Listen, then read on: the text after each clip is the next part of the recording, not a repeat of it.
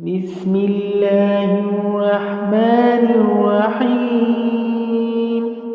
هل أتى على الإنسان حين من الدهر لم يكن شيئا مذكورا إنا خلقنا الإنسان من نطفة أمشاج نبتليه فجعلناه سميعا بصيرا إنا هديناه السبيل إما شاكرا وإما كفورا إنا أعتدنا للكافرين سلاسل وأغلالا وسعيرا إن الأبرار يشربون من كأس كان مزاجها كافورا عينا يشرب بها عباد الله يفجرونها تفجيرا يوفون بالنذر ويخافون يوما كان شره مستطيرا ويطعمون الطعام على حبه مسكينا ويتيما وأسيرا ويطعمون الطعام على حبه مسكينا ويتيما وأسيرا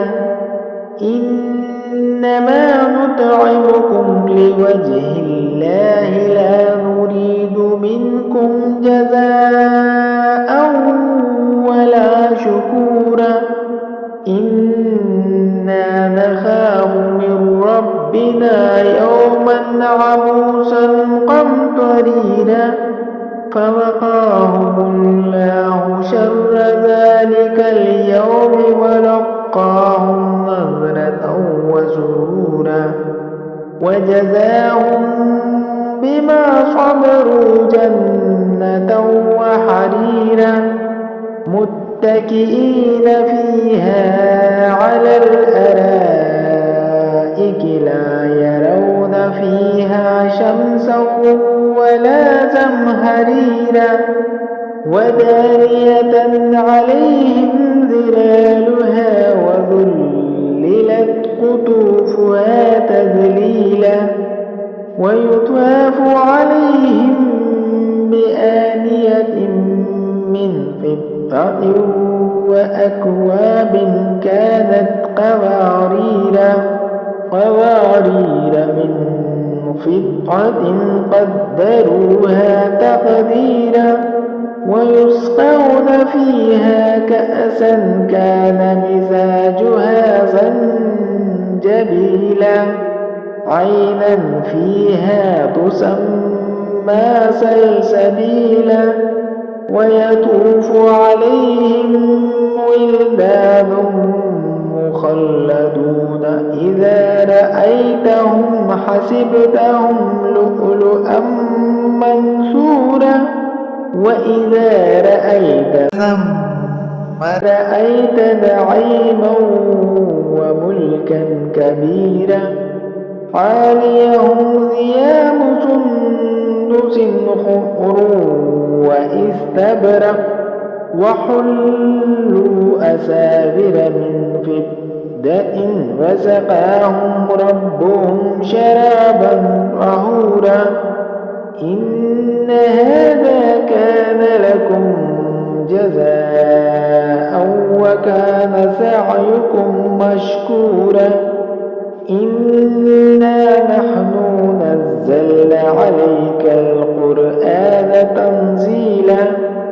فاصبر لحكم ربك ولا تطع منهم آثما أو كفورا واذكر اسم ربك بكرة وأصيلا ومن الليل فاسجد له وسبحه ليلا طويلا إن هؤلاء يحبون العاجلة ويذرون وراءهم نحن خلقناهم وشددنا أسرهم وإذا شئنا بدلنا أمثالهم تبديلا إن هذه تذكرة فمن شاء اتخذ إلى ربه سبيلا وما تشاءون إلا أن يشاء الله إن الله كان عليما حكيما يدخل من يشاء في رحمته والظالمين أعد لهم عذابا أليما صدق الله